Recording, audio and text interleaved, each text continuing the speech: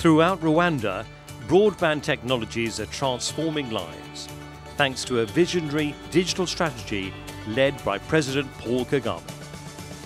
When we invested in a broadband network that reaches all our 30 districts, we are thinking big. Our president is the #1 promoter of ICT in Rwanda. So he has ICT at heart, and this is because he has his people at his heart, because ICT comes to improve the lives of the citizens. What the president is looking at is transforming our society and making ICT a culture for this new generation that is coming up. In this film, we look at some of the innovative applications that are using the power of ICTs to turbocharge Rwanda's development. And we meet some of the people who are benefiting most.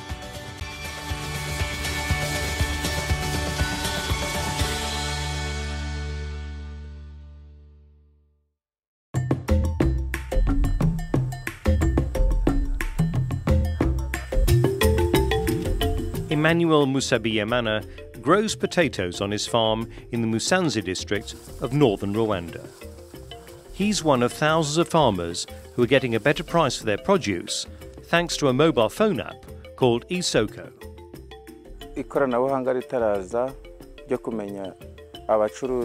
Before we had this technology, business people would come to collect our products and impose their own prices.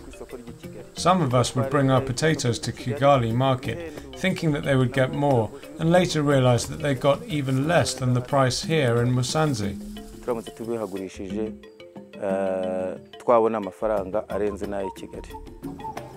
Isoko uses SMS technology to keep farmers up to date with the latest market price of different produce.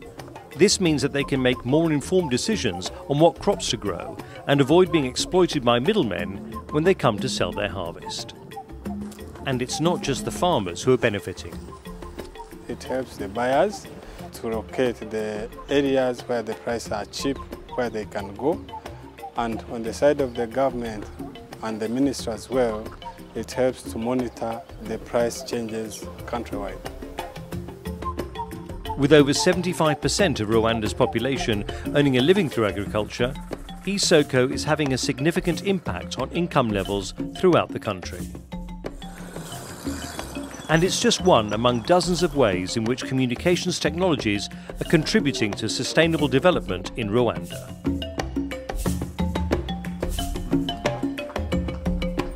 Government functions have been streamlined across the board.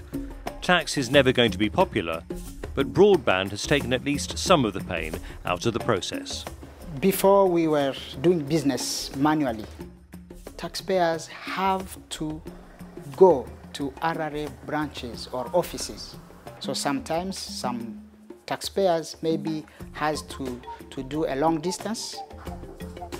With the introduction of the broadband, they can file online and even process the payment online as well.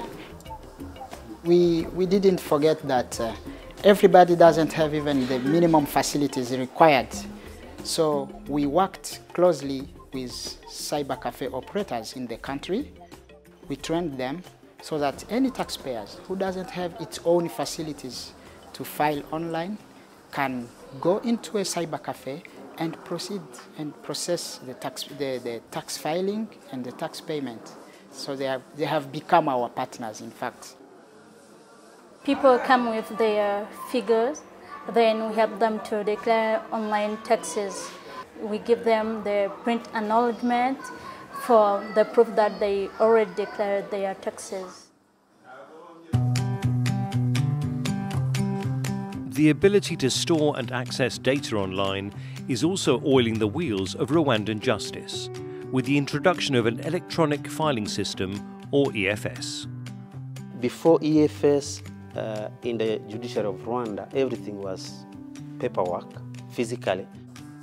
The litigants had to come to the courts with their cases, file, and the people or litigants have to be physically to the court registry. With the use of EFS, they can file their cases and track the progress of the case. It really helps them, the litigants and their lawyers, by saving their time and their money, their costs, to ensure they get service delivery in time or efficiently. Broadband is the engine helping this to happen. Without the connectivity, we can't have this done. Having fast internet and having connectivity as an advocate is very important for me because it makes my work move faster because I get everything I want and I can always move on to other files.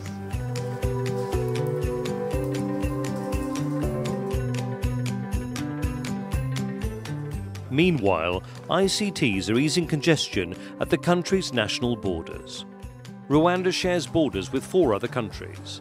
All of them are now controlled by automated passport checking systems. It helps us to speed up all those services. I may say before, it will take long to clear the number of passengers which normally on a daily basis cross to this border, and this would create delays in clearing passengers at this border. In healthcare, a project called Rapid SMS is helping maternity nurses like Marie-Jeanne Mukashaka take even better care of their patients. Normally in the village we have about 4 pregnant women.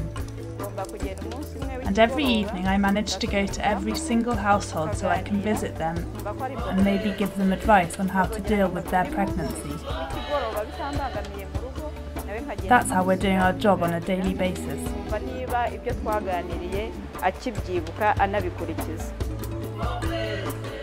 Using the system, Marie-Jeanne sends updates on the health of her patients to a central database held by the Ministry of Health and shared with local hospitals. When there is any danger sign in the community where it's a remote area, they can just report on that, and the health center, district hospital is notified so they can take action in real time. Before they had to bring the paper to the Ministry of Health, but now the reporting is decentralized. So in every health center, every hospital, even in the community, they should be able to report using the connectivity that we set it up in the ministry.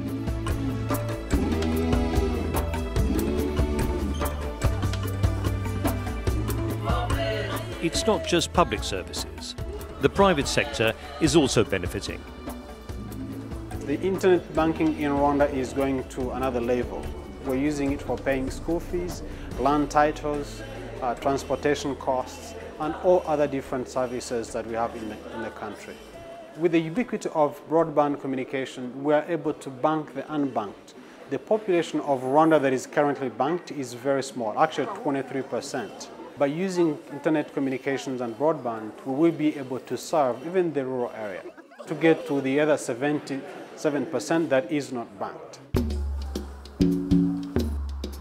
To prepare coming generations for Rwanda's new digital age, President Kagame's government is bringing ICTs into the classroom. The One Laptop Per Child program has already distributed over 200,000 specially designed computers, most of them to children in rural areas.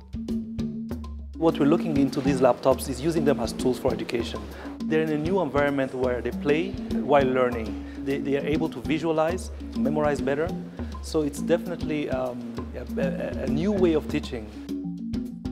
You can imagine students in the rural area learning the same courses that he would have if he was in Kigali, in Singapore, or in Tokyo. If you look at Rwanda 20 years ago, we were in the middle of hell. And today we are giving technology to students to open their minds, to open them to the world, to give them the best education they can have, to be competitive and give them hope. This is really rebuilding the country and using technology to accelerate our development. Thank you, Mr. President, because you gave me a laptop and I'm very happy.